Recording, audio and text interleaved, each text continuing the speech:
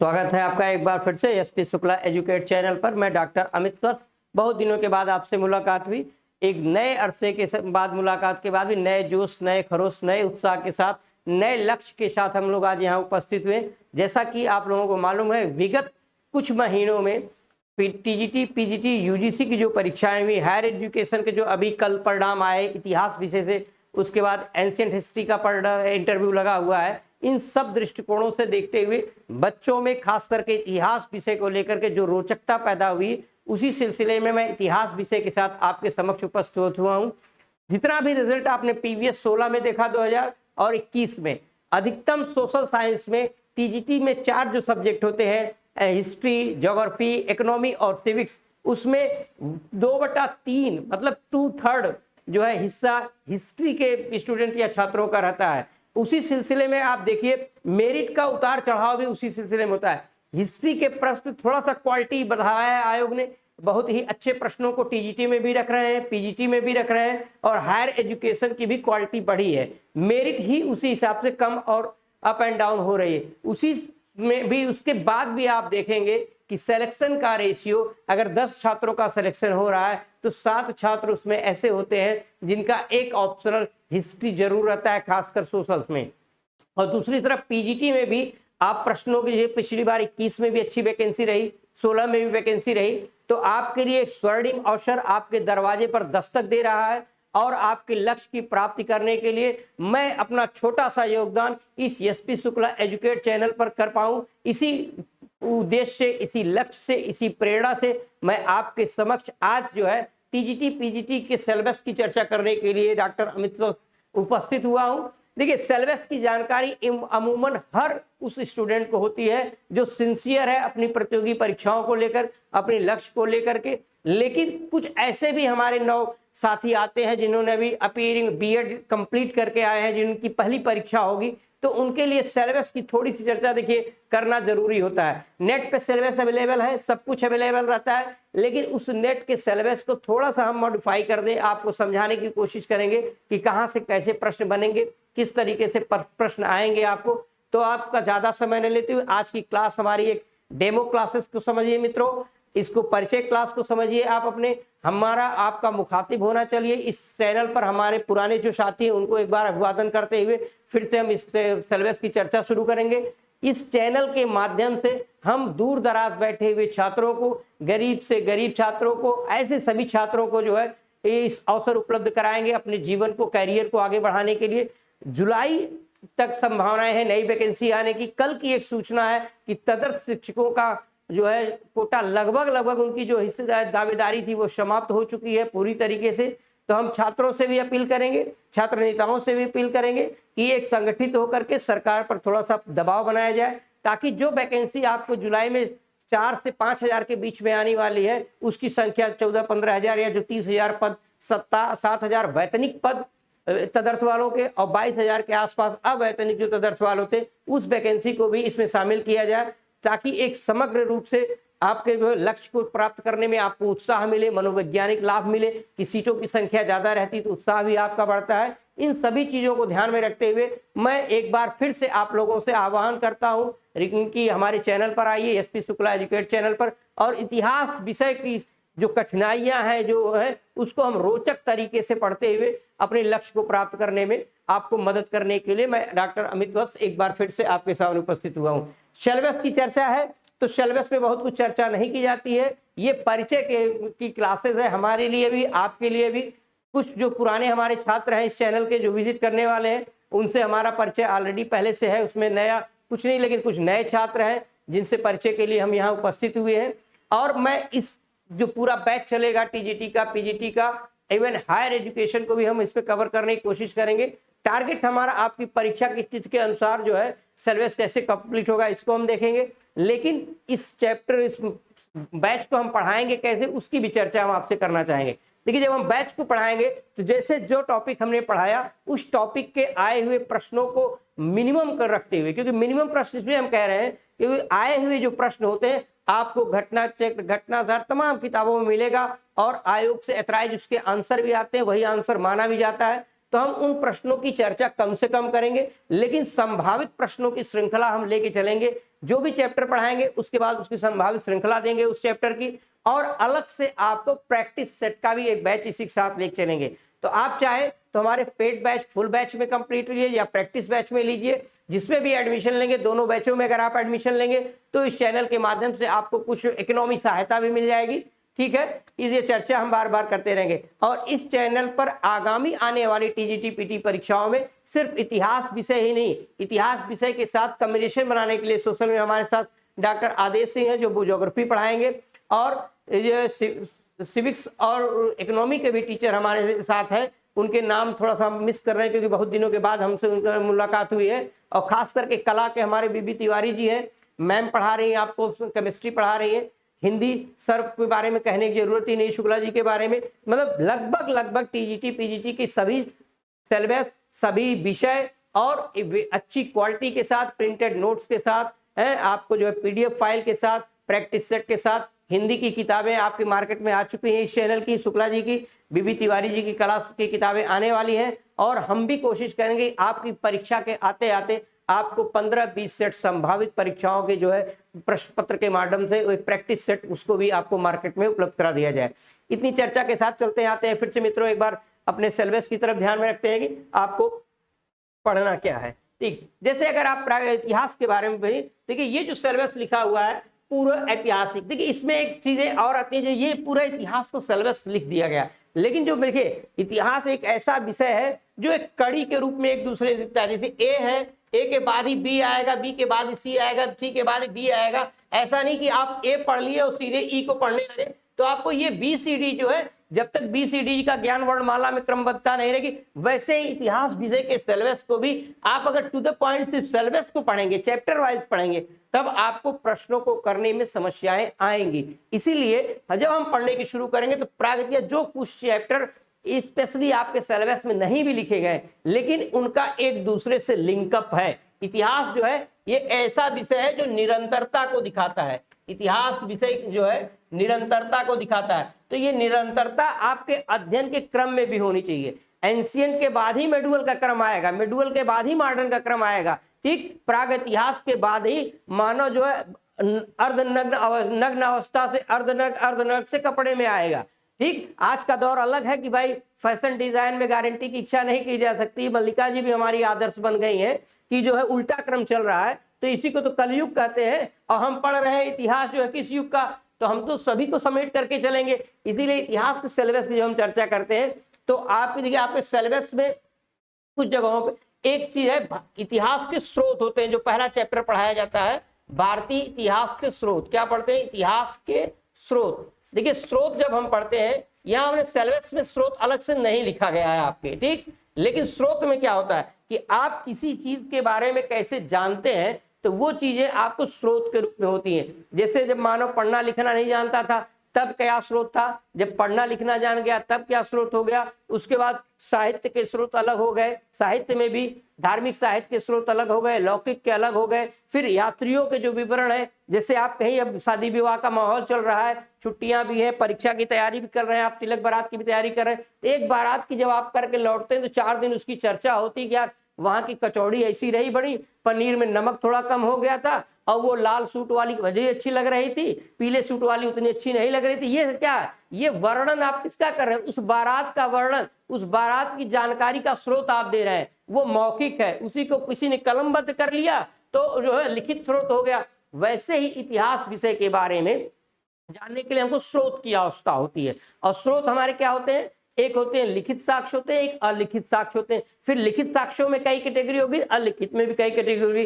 तो अलिखित साक्ष्यों में जैसे पुरातत्व हुआ, ये सब चीजें हम लेंगे। तो ये स्रोत यहाँ आपको नहीं दिखाया गया, सिलेबस में मेंशन किया गया, लेकिन स्रोत हर चैप्टर के होते हुए चले जाते हैं। तो जैसे ही हम, जैसे प्रागैतिहास है आपका पहला, पुरा पाषाण युग, मध्य पाषाण युग, नव पाषाण युग और इनकी विशेषता आपको पढ़नी। तो ये वो वाला समय है जब मानव पे, ये चैप्टर थोड़ा साइंटिफिक है। जब इसको हम आपको पढ़ाना शुरू करेंगे तो इसमें हम ज्योग्राफी के पुट को भी ले आएंगे, बायोलॉजी की भी कुछ चीजें हैं, जैसे डार्विन का विकासवाद के सिद्धांत है, कैसे विकास होता है। आप जो है पौराणिक कथाओं मनु और श्रद्धा की कहानी को देखें, मनु और श्रद्धा की संतान माने जाते हैं, तो बायोलॉजिकल ये होता है कि नहीं ये जो है केमिकल लोचा के द्वारा ये सब हो रहा है। तो ये सारी चीजों को हम देखेंगे कि मानव का विकास कैसे हुआ। तो हम यहाँ मानव के विकास के भी क्रम को देखेंगे कि मानव पहले 4 पैरों पे चलता था, फिर 2 पैरों पे सीधा खड़ा हुआ, फिर कैसे आगे बढ़ा। ये सारी घटनाओं को हम प्रागैतिहास में कहते हैं। तो ये पूरा जो तीनों चैप्टर आपका दिया हुआ है, ये सब चीजों को हम लेते हैं प्रागैतिहास के अंदर। किसके अंतर्गत लेते हैं? प्रागैतिहास के अंदर।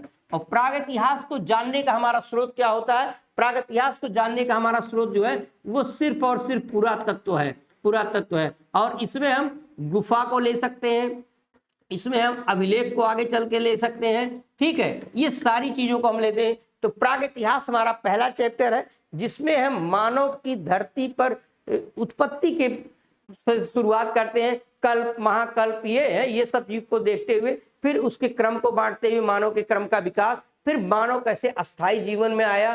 तो पूर्व पाषाण, मध्य पाषाण, नव पाषाण की प्रमुख विशेषताओं, इनके प्रश्न को करते हुए आगे बढ़ेंगे। फिर उसके बाद जब हम आते हैं तो इसके बाद जो आपके सिलेबस में दिया सिंधु घाटी की सभ्यता।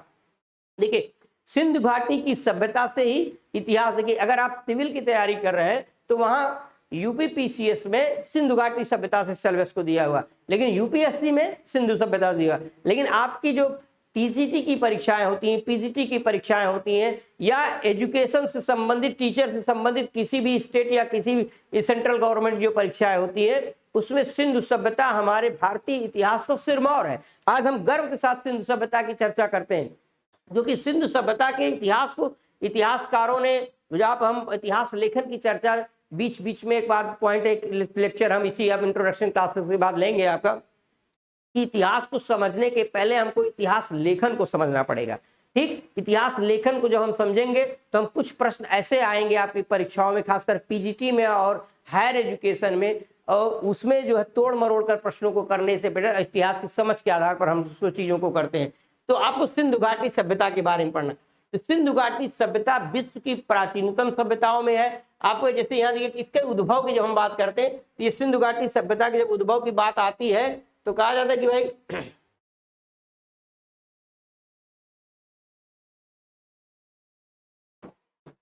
उद्भव की जब हम बात करते हैं तो इसमें 2 तरीके के होता है। एक जो है स्वदेशी, एक हम स्वदेशी को लेकर के चलते, स्वदेशी मत है, और दूसरा हमारा है इसमें विदेशी मत है, ठीक। इसकी उत्पत्ति के बारे में चलते हैं। देखिए अगर आप विगत वर्षों को प्रश्नों के अवलोकन करते होंगे और न करते हो तो ये करते रहिए, ठीक। आपको एक छोटी सी कहानी बताते हैं कि ज्यादातर बच्चे कहाँ रहते हैं? अपने घर से बाहर, इलाहाबाद, दिल्ली, लखनऊ, टीजीटी पीजी के लिए घर से भी पढ़ाई करते हैं। लेकिन देखिए अगर आप लाज में रह रहे हैं, शहर में कहीं भी रह रहे हैं, तो अगर आप अनजान व्यक्ति से मिलते हैं, रह रहे हैं जहाँ बगल में लड़का अनजान है, किसी और जिले का है, आप 10 दिन 15 दिन हो सकता है कि वाकी टाकी आपकी उसकी ना हो पाए, हेलो हाय ना हो पाए, लेकिन आप उसकी एक्टिविटीज को देखते हैं कि वो कब सो करके उठ रहा है, कब जग रहा है, कैसे बैठ रहा है, किस तरीके के उसकी फोन पे वार्तालाप करता है। तो आप उसके अपने अध्ययन के, अपने विवेक के द्वारा उसके एक्टिविटीज को अध्ययन करते हैं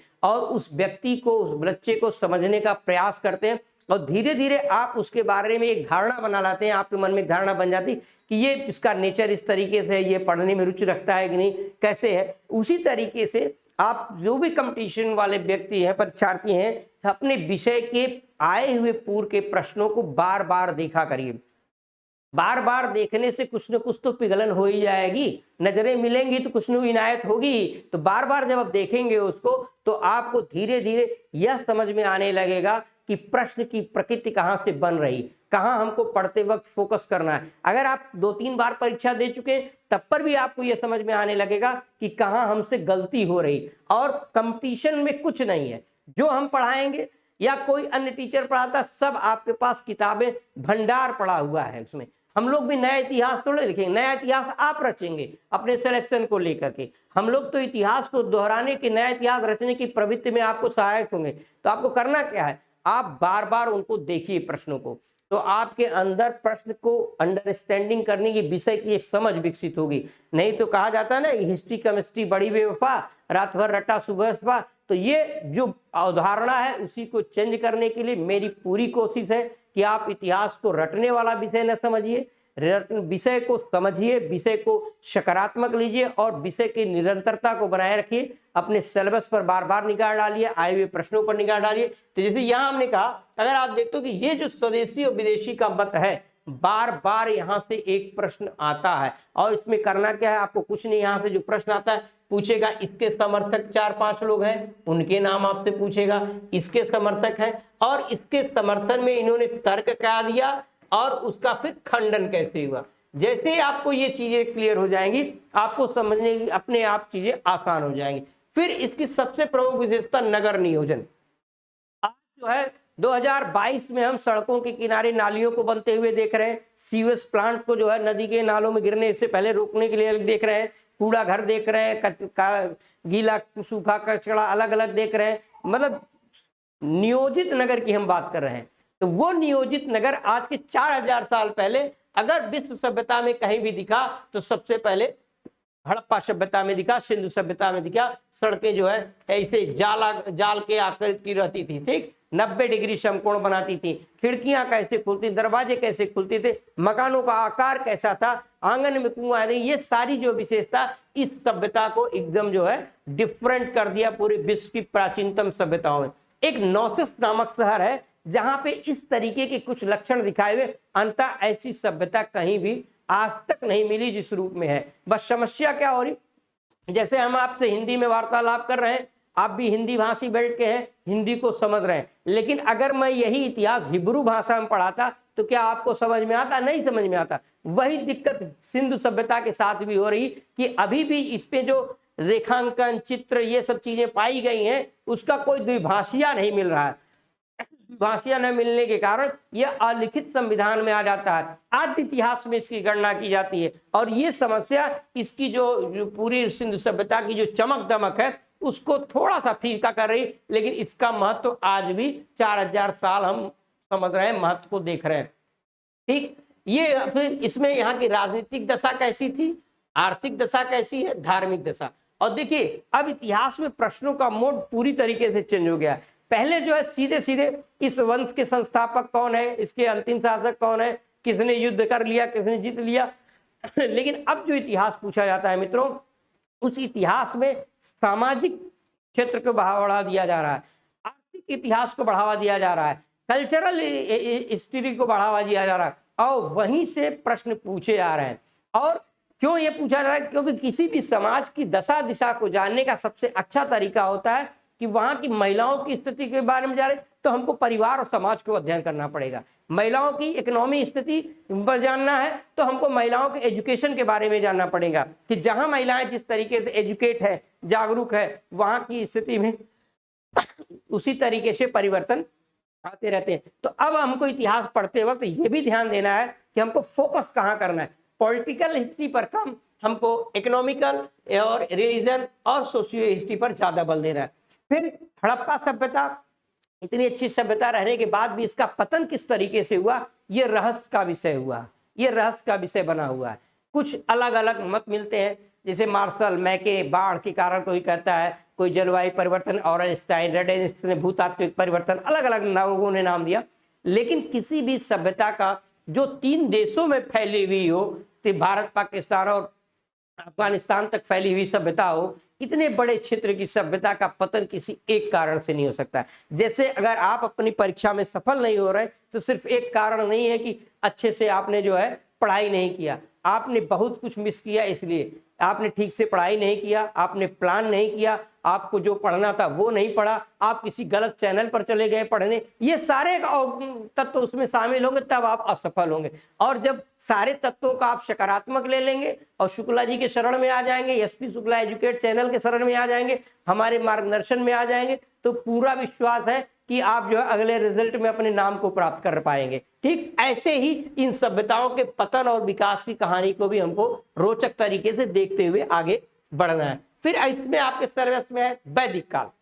देखिए एकदम विपरीत, आज भी डॉक्टर बीबी लाल का शोध इस पर है कि हड़प्पा सभ्यता और वैदिक सभ्यता की निरंतरता के बारे में उन्होंने लिखा हुआ है कि निरंतरता है। तो जैसे ही हमने कहा कि स्वदेशी विदेशी उत्पत्ति हड़प्पा सभ्यता के बारे में कहते हैं, उसी तरीके से देखिए वैदिक काल पूरी तरीके से ग्रामीण संस्कृति वाला काल रहा और हड़प्पा सभ्यता पूरी तरह नगर कल्चर वाला रहा। एकदम विपरीत विचारधारा के हैं। एक जो है 90 के दशक की हीरोइन है और दूसरी जो है 21वीं सदी की मल्लिका शेरावत है। दोनों का कल्चर एकदम अलग है, लेकिन दोनों एक भारतीय संस्कृति में मिली जुली है। तो वही समस्या यहाँ वैदिक संस्कृति और हड़प्पा संस्कृति की निरंतरता को भी देखने में होता है। लेकिन हमको दोनों के बीच के तो यहाँ से प्रश्न इसीलिए बनते हैं। इतिहास में देखिए प्रश्न कहाँ से बनते हैं मित्रों, जहां से परिवर्तन होता है। व्यवस्था परिवर्तन को हमेशा पेपर सेटर ध्यान में रखता है। हड़प्पा सभ्यता व्यवस्था परिवर्तन का है, इसीलिए मैक्सिमम प्रश्न आज भी वहां से जरूर आते हैं। उस चैप्टर से प्रश्न रहने ही रहने। वैसे ही एक व्यवस्था पूरी तरीके से चेंज हो गई, ग्रामीण परिवर्तन, तो वहां से भी प्रश्न जरूर आते हैं। तो वैदिक सभ्यता में हमको वैदिक काल उत्तर वैदिक काल में क्या विशेषताएं थी, और पूर्व वैदिक में ही हम इसमें ऋग्वेद की चर्चा करते हैं। ठीक, ऋग्वैदिक काल को जो इसको पूर्व वैदिक को हम ऋग्वैदिक काल भी कहते हैं। ऋग्वैदिक समाज राजनीतिक दशा, और ऋग्वैदिक काल से जब उत्तर वैदिक में जाते हैं हम और तीनों वेद जो आते हैं ऋग्वेद के अलावा सामवेद यजुर्वेद अथर्ववेद, इनकी चर्चा करते हैं। फिर यहाँ हम इनके राजनीतिक या सामाजिक दशा, समाज में कैसे परिवर्तन होता है, विवाह संस्कार में परिवर्तन, आश्रम पद्धति पुरुषार्थ, ये जो है इस सब में परिवर्तन होता है, पुनर्जन्म विवाह, ये सब चीजों पर। धार्मिक दशाओं में हम प्रकृति पूजा से कैसे आगे बढ़ते हैं, कैसे उसमें कर्मकांड आ जाते हैं, क्योंकि उत्तर वैदिक काल में कर्मकांडों का आगमन हो जाता है।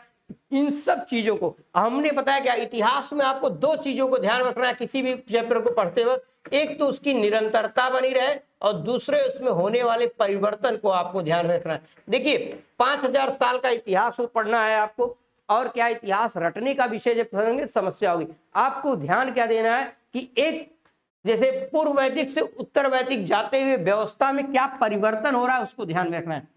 जैसे अगर ऋग्वैदिक राजा की बात की जाए तो ऋग्वैदिक राजा भी क्या था, राजा नहीं था, एक कबालाई का प्रमुख था, कबीले का प्रमुख के रूप में था। लेकिन जब यही उत्तर वैदिक में जाता है तो यहाँ भू स्थिति में इसके परिवर्तन हो जाता है। और ये परिवर्तन क्यों होता है, ये परिवर्तन होता है कि उत्तर वैदिक काल में जानते हैं आप 1000 ईस्वी के आसपास जो है अतरंजी खेड़ा यूपी के लोहे का ज्ञान हो जाता है, और ये वैश्विक स्तर पर इस तरीके से होता है। तो लोहे के ज्ञान के कारण क्या हो रहा है, यहाँ कृषि के तकनीक में परिवर्तन होता है, कृषि के उपकरणों में परिवर्तन हो गया, और जब कृषि के उपकरण लोहे के ज्ञान तो शस्त्रों की तकनीक में भी परिवर्तन हो गया। तो आप कहते हैं दबंगई से जो देखिए दबंग तो साम्राज्य विस्तार की बात आने लगी, और साम्राज्य विस्तार कृषि विस्तार, और कृषि ने क्या किया, इसने जीवन को अस्थायी बनाया और इसने साम्राज्यवादिता को जन्म दिया। इसीलिए उत्तर वैदिक में जाके आप पढ़ेंगे कि पूर्व में सम्राट, यहाँ पूर्व पश्चिम उत्तर दक्षिण अलग अलग नाम, एक राट, फिर मध्य भारत का राजा, ये सब जो आप मिलते हैं, ये क्या, यही परिवर्तन आपको ध्यान में रखना है। ये परिवर्तन किन कारणों से हुआ, तो वैदिक काल इसी तरीके से हम पढ़ते हुए चले जाएंगे। फिर वैदिक काल के जस्ट बाद आप देखते हैं कि धार्मिक आंदोलन आ रहे हैं, और धार्मिक आंदोलन जब हो रहे हैं ये 6ठी शताब्दी ईसा पूर्व में हो रहे हैं। कब हो रहे हैं, 6ठी शताब्दी ईसा पूर्व में धार्मिक आंदोलनों की बात करते हैं।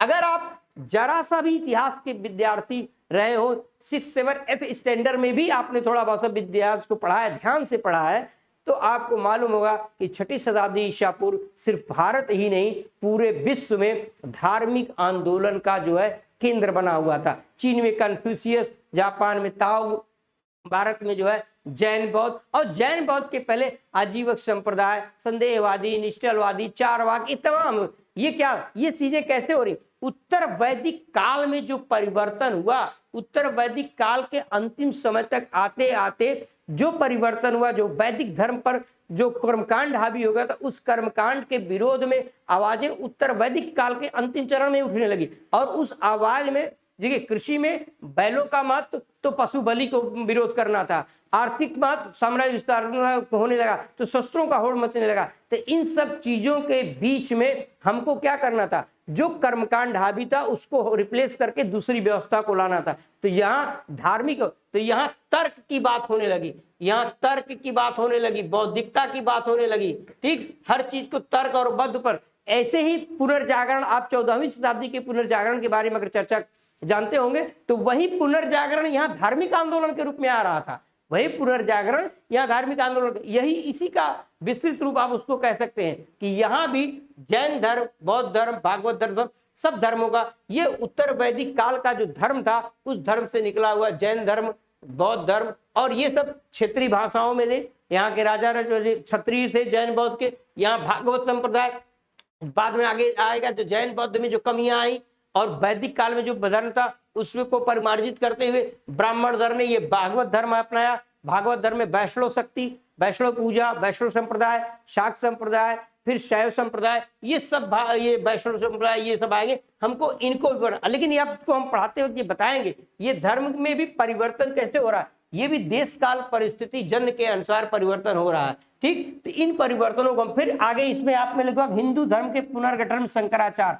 शंकराचार्य के योगदान का आप देखिए। जब शंकराचार्य का आप देखिए 8वीं शताब्दी के आसपास की जो घटनाएं होती है शंकराचार्य का, उस समय आप देखिए पूरे भारत में जो है एक परिवर्तन की लहर चल रही थी, राजनीतिक परिवर्तन हो रहे थे, उत्तर पश्चिम सीमा से आक्रमण, छोटे छोटे राज्य थे, कोई इस तरह एक जो है राज्य नहीं था, एक सत्र भारत में नहीं था। तो उस परिस्थितियों में जहां देखिए राजनीतिक विघटन की बात होगी तो राजनीतिक विघटन का परिणाम सामाजिक, आर्थिक, धार्मिक सभी दशाओं में पड़ता है। तो उसमें क्या हुआ कि हमारे जो पुराने धर्म थे उनके कारण जो है छुआछूत, अस्पृश्यता, ये सब चीजों की समस्याएं आ रही। तो वैदिक धर्म जो भागवत धर्म था या ब्राह्मण धर्म था वो धीरे धीरे डिक्लाइन की तरफ चल रहा था, और अन्य धर्मों का बोलबाला इसी समय आप देखेंगे कि यूरोप, अरब आक्रमण हो जाता है, अरब व्यापारी मुस्लिम आ जाते हैं, उस धर्म का भी यहाँ प्रवेश होता है, और जैन बौद्ध धर्म, तो इन सब का जो इसको बढ़ रहा है, और भागवत ब्राह्मण धर्म, तो इसके एवज में इन्होंने क्या किया कि भारतीय संस्कृति को एक करने के लिए 4 मठ स्थापित किए। 4 मठ आपको मालूम है, इनके 4 मठ चारों दिशाओं में, उत्तर दक्षिण भारत में, सबको एकजुट करने का, तो मैं कहने का मतलब एक सांस्कृतिक एकता प्रदान करने की कोशिश की। जब इनके योगदान की आप बात करेंगे तो एक सांस्कृतिक योग्यता इन्होंने प्रदान किया। जैसे राष्ट्रवाद, इसको आप आज के संदर्भ में अगर चर्चा करें तो यहाँ सांस्कृतिक राष्ट्रवाद की बात जो हो रही है, आज की जो आपकी सरकार है ये सांस्कृतिक राष्ट्रवाद पर ज्यादा बल देती है। तो ये सारी चीज परिवर्तनों को हम देखेंगे। और देखिए मित्रों, आपसे एक बात और रिक्वेस्ट करना चाहेंगे, देखिए आप चाहे जिस पॉलिटिकल पार्टी के सपोर्टर हो उससे हमको कोई मतलब नहीं, न उससे आपके लक्ष्य कोई मतलब होना चाहिए, लेकिन इतना जरूर ध्यान में रखिएगा जिस तरीके की पार्टियां, विचारधारा आपकी सरकार में, खास करके प्रदेश की परीक्षा आप देने जा रहे हैं टीजी पीजी की रहती हैं, तो आपको उसी मोड से उस प्रश्नों को पढ़ने की प्रकृति को ध्यान में रखना होगा। जैसे अगर आपने ध्यान दिया हो, जब से योगी की सरकार आई है तब से हिस्ट्री के पोर्शन में कल्चरल इवेंट के प्रश्नों की संख्या बढ़ी है, धार्मिक प्रश्नों की संख्या बढ़ी है। तो ऐसे प्रश्नों को पढ़ लेंगे, अगर आप थोड़ा सा भी अतिरिक्त प्रयास कर लेते हैं, इस पर फोकस कर देते हैं, तो आप अन्य विद्यार्थियों से 2 से 3 प्रश्न की लीड ले जाते हैं। और फाइनल सिलेक्शन में अब इंटरव्यू भी टीजीटी में नहीं रहा, 1 से 2 प्रश्न बहुत बड़ी लीड हो जाती है मित्रों। इसलिए आप पढ़ते वक्त इस बात को भी ध्यान में रखिएगा। अब ये मत सोचिएगा सर जी कहाँ पढ़ाते पढ़ाते पॉलिटिकल में चले गए। देखिए ये विषय ही ऐसा है, हर जगह आपको जाना पड़ेगा। तो मेरी समझ जो है कि आप इसको भी ध्यान में रखिएगा। फिर देखिए मौर्य एम्पायर, ब्रिटिश सरकार से भी, ब्रिटिश हुकूमत मतलब ब्रिटिश एम्पायर से भी बड़ी एम्पायर मौर्य साम्राज्य का था। पहला ऐसा साम्राज्य था जिन्होंने भारत को एकता के सूत्र में बांधा। तो मौर्य साम्राज्य आपके इतिहास के सिलेबस का महत्वपूर्ण बिंदु है। यहां से तो हर बार मिला लीजिए 3 से 4 प्रश्न जरूर आते हैं। जैसे हम कहते हैं तो मौर्य साम्राज्य, मौर्यों की उत्पत्ति कैसे हुई, ठीक, इनकी जानने का स्रोत क्या है, चंद्रगुप्त मौर्य। देखिए सिलेबस में क्या लिखा है, राजनीतिक इतिहास, फिर अशोक दे दिया है, लेकिन आपको चंद्रगुप्त मौर्य को भी ठीक से पढ़ना है, उनकी राजनीतिक इतिहास को पढ़ना है, उन्होंने क्या परिवर्तन किया, अशोक के धम्म को पढ़ना है, अशोक के अभिलेखों को पढ़ना है। और अशोक के अभिलेखों से तो एक प्रश्न हमेशा पक्का प्रश्न आता ही आता है। तो अशोक क्या है, देखिए जिस समय अशोक की चर्चा क्यों होती, जिस समय पूरे विश्व में शस्त्रों के होड़ पर साम्राज्यवादिता की बात हो रही थी, राज्य की एकता अखंडता की बात शस्त्र के द्वारा होती, ऐसे में उस दौर में एक शासक ऐसा आता है जो कहता है कि अहिंसा परमो धर्म है। जो गांधी जी की बात है, कह रही हम शस्त्र उठाएंगे नहीं, धर्म विजय की बात करता है, धर्म विजय भी की बात करता है। आज ये बहुत ही अप्रत्याशित घटना, हमने कभी आपसे चर्चा किया था कि इतिहास में जहां परिवर्तन हो रहा है और जहां लीक से हट के कुछ हो रहा है वहीं से प्रश्न ज्यादा बनते। तो आज भी मौर्य साम्राज्य ज्यादा इंपॉर्टेंट है। और यहाँ आप देखेंगे भारत में वैदिक काल को अगर आप देखें, हमने वहां चर्चा, देखिए हम जोड़ते हुए चर्चा आप वैदिक काल में अगर आप देखें तो आज के संदर्भ में आप देखिए कल्पना चावला सब स्त्रियों की स्थिति अच्छी है, लेकिन उसके बाद भी हम तुलनात्मक रूप से कहते हैं आज भी महिलाएं पीछे, शिक्षा के क्षेत्र में पीछे, सेल्फ एम्प्लॉयमेंट के मामले में पीछे है, सेल्फ में के पीछे ये, क्योंकि आज भी कहीं न कहीं पुरुष मानसिकता हावी है। लेकिन वैदिक काल में अगर आप देखें और खासकर वैदिक काल में ऋग्वैदिक काल को देखें तो स्त्रियों को वहां संपत्ति पे अधिकार नहीं था, लेकिन वहां एजुकेशन का अधिकार था उनको, और वहां सभा समिति गण जो है तो सभा समितियों में भाग लेने का अधिकार। आज भी देखिए हम 33% रिजर्वेशन के लिए मरे पड़े हुए हैं संसद से लेकर, इतना कि महिलाओं के रिजर्वेशन का बिल लटका पड़ा हुआ है, नहीं पास हो पा रहा है। और पूरे विश्व में देखिए तो 14-15% जो है संसदों में इससे ज्यादा महिलाओं का यो कोई सहभागिता ही नहीं संसद में, मतलब राजनीतिक पॉलिटिकल पावर में इतने आगे होते हुए भी नहीं है, लेकिन वैदिक काल में था। तो उसी तरीके से मौर्य काल में भी राजा की अंगरक्षिकाएं जो है महिलाएं थी। तो इन परिवर्तनों को ध्यान में रखते हुए हम आगे बढ़ेंगे। तो आपके ये मौर्य साम्राज्य का सिलेबस में भी है। फिर उसके बाद हम गुप्त का वंश में आते हैं। देखिए मौर्य के बाद सीधे सिलेबस में क्या लिखा, गुप्त। तो ये मौर्योत्तर कहाँ गए? जब तक आप मौर्योत्तर को बेटा नहीं समझेंगे, देखिए हो सकता है कि प्रश्न मौर्योत्तर से आपकी परीक्षा में न आए, लेकिन बिना मौर्योत्तर के गुप्त को समझना भी तो मुश्किल हो जाएगा। शक कुषाण को पढ़ना बिना पढ़े, कुषाण को बिना पढ़े वहां के परिवर्तन को कैसे आप गुप्तों को आगे देख पाएंगे? तो इसीलिए सिलेबस को हमने चर्चा रख दिया, लेकिन बिना निरंतरता के हम आपको सिलेबस के साथ साथ वो भी चीज बताएंगे कि जहां से आप एक दूसरे को कनेक्ट करके आगे बढ़ते हैं। तो बिना मौर्योत्तर को जाने गुप्त को जानने के, जैसे अभी जो है अगर आपसे पूछा जाए कि आप अपना परिचय दीजिए तो आप क्या बताएंगे? आप पहले बताएंगे अपना नाम, फिर अपने पिताजी का नाम, माताजी का नाम, दादाजी का, दादाजी का, मतलब खानदान को बताएंगे। ऐसा थोड़े है कि आप दादा का नाम बता दिए, पापा का नाम मैंने बताया तो सीधे अपना नाम आ जाए। बीच में पापा कहाँ चले गए? बिना पापा के जाने भाई आपकी जेनेटिक कौन है ओरिजिनल? तो वही बातें यहाँ भी है। मौर्य के बाद सीधे गुप्त में आएंगे तो ये कहाँ चले जाएंगे? इसीलिए सिलेबस के हिसाब से तो प्रश्न आएंगे, लेकिन अंडरस्टैंडिंग विकसित होगी निरंतरता के हिसाब से। तो जब तक इन चीजों की भी चर्चा करते हुए हम आगे बढ़ेंगे। देखिए सिलेबस तो एक लाइन का होता है, लेकिन ऑब्जेक्टिव परीक्षाओं का कोई और छोर नहीं होता। जहां तक आप देख पाए देख लीजिए, जहां तक आप ग्रहण कर पाए ग्रहण कर लीजिए, ठीक वही चीजें ये होती हैं ऑब्जेक्टिव परीक्षाओं में। फिर चोल वंश, देखिए अब गुप्त के बाद सीधा चोल वंश लिख दिया, लेकिन जब आप चोल वंश के बारे में आएंगे तो आपको थोड़ा बहुत भी जानकारी अगर होगी तो आपको गुप्त चोल के बीच में जो पीरियड है उसके छोटे छोटे इतिहास को आपको पढ़ना है। पढ़ाना नहीं पड़ेगा हमको, लेकिन जो सिलेबस है उसको जोड़ने के लिए, रिकनेक्ट करने के लिए आपको एक कड़ी के रूप में कुछ न कुछ चीजें बतानी पड़ेंगी, तभी आप चोल को समझ पाएंगे। क्यों? क्योंकि जब आप हायर एजुकेशन की परीक्षा देंगे, संगम युग की बात करते हैं, तो वहां भी चोल चेर पांड है, तो आपको पता होना चाहिए वो चोल और इस चोल में अंतर है। जैसे पुरानी कांग्रेस और नई कांग्रेस में अंतर है, वैसे ही इसमें भी अंतर है।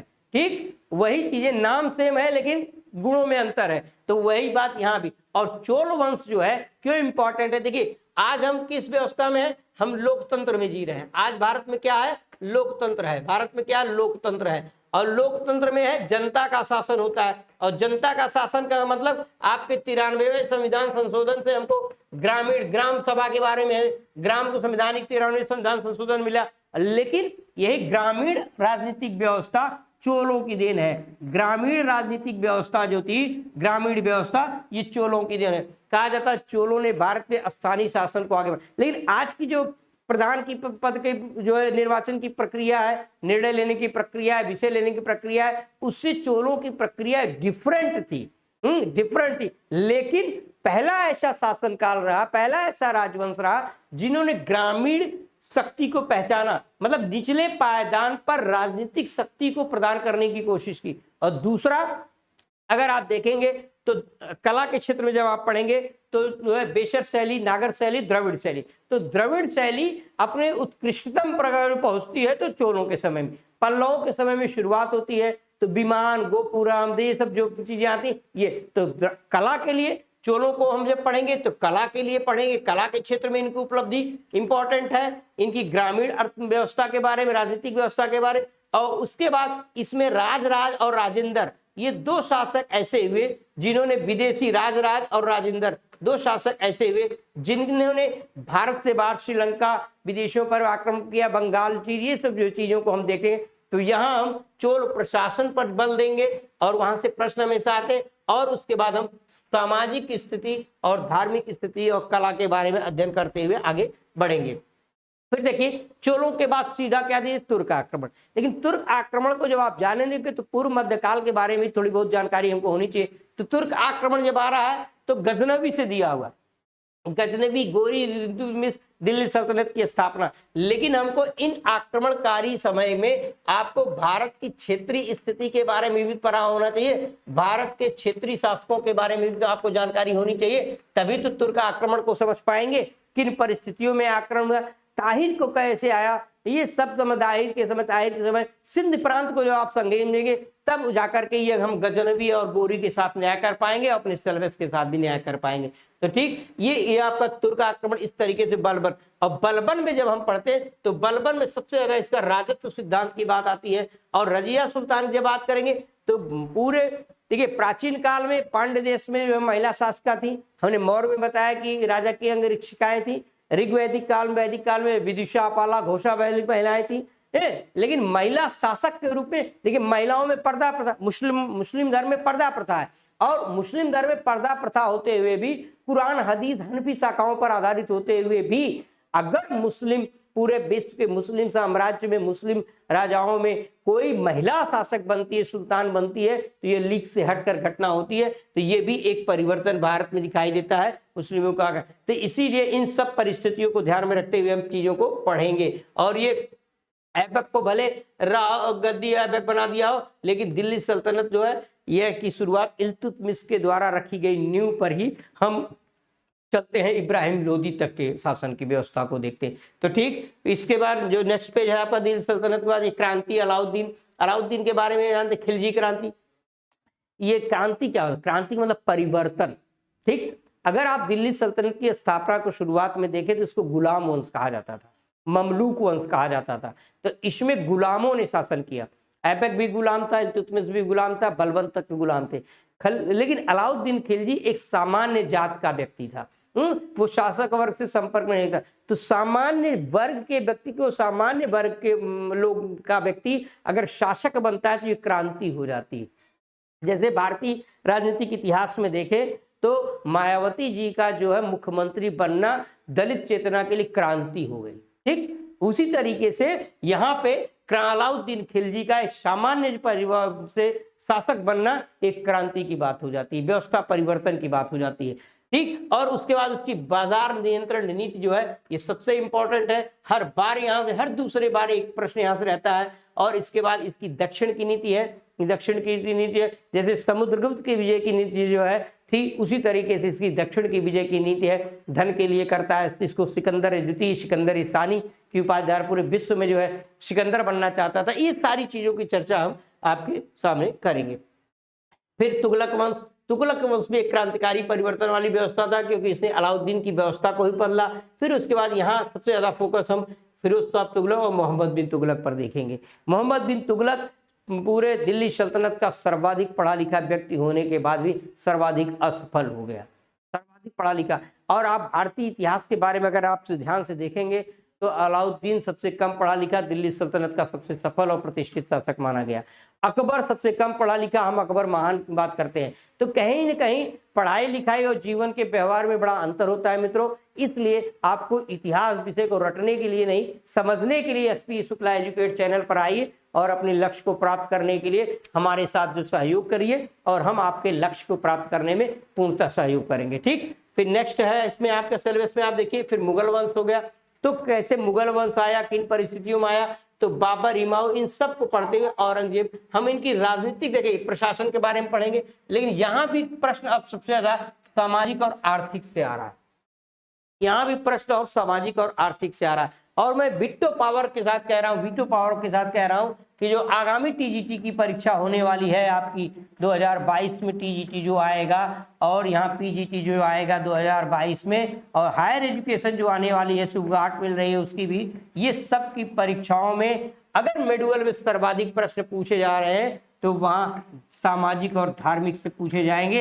ये दिमाग में रख लीजिए, क्योंकि इस समय का राजनीतिक माहौल आप जो देख रहे हैं ये उत्तर प्रदेश के चुनाव के बाद से वहां जो फोकस होगा, और जो संस्थानों में लोग आते रहे हैं तो निश्चित है यहाँ से ज्ञानव्यापी मस्जिद का विवाद है, इन सब चीजों के संकेत मैं कर रहा हूं, मैं पॉलिटिकल बात नहीं, लेकिन हमने जो अपना अनुभव देखा है कि जब ऐसी चीजें होती हैं तो वो पेपर में किसी न किसी रूप में पूछी जाती हैं। तो औरंगजेब, बाबर, अकबर, शाहजहां के साथ साथ महाराणा प्रताप का भी इंपॉर्टेंट बढ़ जाएगा।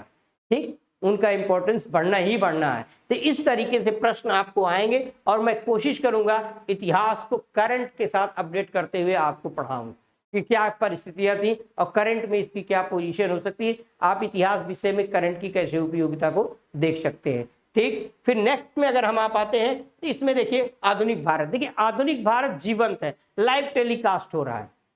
जैसे आप वीडियो कॉलिंग करते हैं ना अपनी गर्लफ्रेंड के साथ, वैसे ही आधुनिक भारत के साथ भी आप इतिहास पढ़ते हुए वीडियो कॉलिंग कर रहे हैं, क्योंकि आप कहीं ना कहीं भले 100 नई पीढ़ी में हो, 90 के दशक के बाद पैदा हुए, लेकिन लड्डू खाते वक्त 26 जनवरी, 15 अगस्त, 2 अक्टूबर, और अब तो भाई योगी मोदी की सरकार में इवेंट जो कल्चरल हो रहे हैं कि हर महानुभाव के जन्मदिन की बधाइयां होती है, स्कूल में प्रोग्राम होते हैं, तो कहीं ना कहीं आप आधुनिक भारत से परिचित रहते हैं। और बॉलीवुड की फिल्में भी आपको परिचय कराती हैं। मंगल पांडे पे फिल्म बनी, असहयोग आंदोलन पे बनी, गांधी पे कितनी फिल्में बनी। गांधी की फिल्म को देखिए तो नेशनल मूवमेंट का 1/8 जो स्वतंत्रता संग्राम का अपने आप आपको समझ में आ जाता है कि क्या हो रहा था। तो हम इसको इस तरीके से पढ़ाएंगे, एकदम जीवंतता बनी रहेगी, रटने की जरूरत नहीं रहेगी। आप हमारे साथ रेगुलर क्लास में आइए, टाइम से आइए और जितना हम पढ़ाएं उसकी प्रैक्टिस करिए। मैं दावे के साथ कह रहा हूं कि 62 क्वेश्चंस जो आपके आ रहे हैं हिस्ट्री में, अगर आप 58 से कम करते हैं तो फिर आप हमको कह देंगे, कमेंट करें, लेकिन इसमें आपको हमारे कहे अनुसार पढ़ना पड़ेगा। और मेरा खुद का अनुभव है कि 62 में 55 प्लस आप बहुत आसानी के साथ कर ले जाएंगे, बहुत आसानी के साथ। जैसे अगर 2021 के पेपर में इतना कठिन पेपर होने के बाद भी मैं ऑफलाइन क्लास जहां लेता था, हूबहू वहां के बच्चे लगभग 50 और 48 से लेकर के 50 तक के प्रश्न किए, और अन्य बच्चे यहाँ 38 से लेकर के 41-42 तक रह गए। तो सोच लीजिए 6 प्रश्न का जो डिफरेंट आया, यही सिलेक्शन करवाता है आपका। तो इसीलिए आपसे फिर से एक बार विनम्र निवेदन है कि आपको अगर इतिहास पढ़ना है, समझना है और इतिहास विषय के साथ अपने लक्ष्य को प्राप्त करना है तो एसपी शुक्ला एजुकेट पे आइए। मैं डॉक्टर अमित वत्स आपके साथ सहयोग करने के लिए ही अपने बहुमूल्य कीमती समय में से आपके लिए कीमती समय निकाल के यहाँ उपस्थित हुआ हूँ। मैं जो है आपके लक्ष्य को प्राप्त करने में मदद करूंगा। देखिए इसी तरीके से यहाँ जो है राष्ट्रीय आंदोलन की जो चीजें हैं, स्वतंत्रता संग्राम, इसमें हम अलग से इसको आपको डिस्क्राइब इसलिए नहीं कर रहे हैं कि यहाँ चीजें हैं। एक चीज आप यहाँ चर्चा कर देते हैं कि यहाँ हम आपको बताएंगे, जो भी चैप्टर हम पढ़ाना शुरू करेंगे तो आपको 5 मिनट, 6 मिनट, 10 मिनट की क्लास में पहले शुरू में बताएंगे कि इस चैप्टर में बेटा ये इसका स्रोत है पढ़ने का, यहाँ इस तरीके से प्रश्न आते हैं और इस तरीके के प्रश्न के आने की संभावना है। इसकी चर्चा करने के बाद हम चैप्टर को आपको पढ़ाएंगे। फिर उसके बाद हम आपसे फिर कह रहे हैं कि आए हुए प्रश्नों की हम कम चर्चा करेंगे, क्योंकि वो आपको सॉल्व के रूप में आयोग के द्वारा मिला हुआ है। हम नए प्रश्नों की चर्चा करेंगे, प्रैक्टिस सेट चलाएंगे ज्यादा से ज्यादा, और उन प्रश्नों के आयोग के मानक के अनुसार जो प्रश्न आते हैं उन प्रश्नों के ही संभावनाओं को इसमें रखने की कोशिश करेंगे। ठीक, तो यहाँ अगर देश का विभाजन, देखिए आजादी के बाद 2000 तक की बात की गई, और 2000 तक की बात का मतलब आप समझ रहे हैं, वाजपेयी जी के पीरियड तक के इतिहास को आपको पढ़ने के लिए दे दिया। वाजपेयी मतलब नेहरू से लेकर के वाजपेयी तक चलना है आपको। तो इसमें क्या इतिहास, इसमें जो है आपको जो है जैसे भारत के विभाजन के बाद क्या आर्थिक समस्याएं थी, कृषि की क्या समस्याएं थी, सामाजिक समस्याएं क्या थी, कैसे हमने ग्रामीण अर्थव्यवस्था पंचायती राज को अपनाया है, कैसे हमने प्लान्ड इकोनॉमी को अपनाया, योजना अवकाश को कैसे लिया, कैसे विदेश नीति हमारी रही है, कैसे इकोनॉमी पॉलिसी में हमने चेंज किया, उदारीकरण को हमने कैसे स्वीकार किया, अब हम द्वितीय उदारीकरण के चरण में पहुंच गए, कैसे हमने आयात विस्थापन निर्यात की नीति को 1980 के दशक में इंदिरा गांधी के समय को देखा, मुक्ति संग्राम को देखा है, ये सारी घटनाएं, सर्वोदय को देखेंगे, भूदान आंदोलन को देखेंगे, ये सारी घटनाएं हैं। इवेंट इसमें जो है कुछ अचीवमेंट जो हमने किए नए नए आजादी के बाद, हमारे यहाँ जो सामाजिक परिवर्तन हुआ, एजुकेशन में परिवर्तन हुआ, स्वास्थ्य में जो परिवर्तन हुआ, इनसे करंट से जुड़े हुए 1 से 2 प्रश्न आते हैं परीक्षाओं में, ये भी आपसे हम चर्चा करेंगे। मित्रों, मैं एक बार फिर से आपका स्वागत करते हुए विदा लेने की इजाजत चाहता हूं आपसे। आज हमने एक संक्षिप्त क्लास ली अपने परिचय के लिए, आपसे मुखातिब होने के लिए। एसपी शुक्ला चैनल पर हम बहुत दिनों के बाद आए हैं कुछ कारणों से, इस वजह से हमने कहा कि एक बार आपको सिलेबस के ही माध्यम से अपना परिचय दे दें। जो मित्र पहले से इस चैनल पर विजिट करते हैं उनके लिए हमारा जानना पहचानना बहुत ही अबोध नहीं रहा, बोध है। जो नए हमारे व्यूवर हैं, नए हमारे मित्र हैं, नए हमारे सहयोगी हैं, जो एकदम फ्रेशर हैं, उनके लिए ये क्लास हमने रखी थी। सिलेबस की जानकारी सबको रहती है, लेकिन हमने कहा सिलेबस के बारे में भाई बात कहाँ से शुरू की जाए। जैसे एक गाना है परदेश फिल्म का कि 2 दिल मिल रहे हैं मगर चुपके चुपके, तो हम चुपके चुपके न मिल करके हम सीधे लाइव मिलने लगे। तो हम दोनों मित्रों, इसी बात के साथ ही मैं डॉक्टर अमित वत्स आपसे अपेक्षा करता हूं, ये जो नंबर चैनल पे दिखा हुआ है, आपको अगर इतिहास विषय में एंट्री कर लेनी है तो एंट्री करके अपना नाम व्हाट्सएप इस पे आप करेंगे तो आपको सारी जानकारी कैसे पेड न्यूज पे चलेगा, ये चीजें। प्रैक्टिस सेट हर चैप्टर का रहेगा और एग्जाम की दृष्टि से प्रैक्टिस सेट अलग रहेगा। हम जो पढ़ाएंगे उसका प्रैक्टिस कराएंगे, फिर प्रैक्टिस सेट प्योर समाधान अलग रहेगा। दोनों के अलग अलग चीजें हैं, आप इस पर जानकारी ले लीजिएगा। अब आपकी क्लासेस रेगुलर चलेंगी इतिहास की, टीजीटी के ध्यान में रखते हुए, पीजीटी को ध्यान में रखते हुए, यूजीसी और हायर एजुकेशन को ध्यान में रखते हुए। आपकी कोई क्वेरी होगी तो उस क्वेरी को पूरा किया जाएगा। प्रिंटेड नोट्स यहाँ मिलेंगे आपको, प्रैक्टिस सेट अलग से मिलेगी। हमने बताया कि इस चैनल पर हिंदी की किताबें आ चुकी हैं, तिवारी जी की कला की किताब आने वाली है, आदेश सर का भी प्रैक्टिस सेट हो सकता है कि आपकी परीक्षा या फॉर्म आने के समय तक प्रैक्टिस सेट उनके भी आ जाए। और मेरी भी कोशिश रहेगी तमाम व्यस्तताओं के बाद भी कि आपकी परीक्षा के पहले 20 संभावित प्रैक्टिस सेट आपको दें। और मेरा जो अनुभव है मित्रों, आपके सहयोग से, आप लोगों के कि उस 20 प्रैक्टिस सेट में से, हिस्ट्री में से मैं 55 प्लस प्रश्न तो आपको दिलवा ही दूंगा, निश्चित ही। ये दावे के साथ मैं आज विदा लेता हूं। आपके लिए फिर से थैंक यू।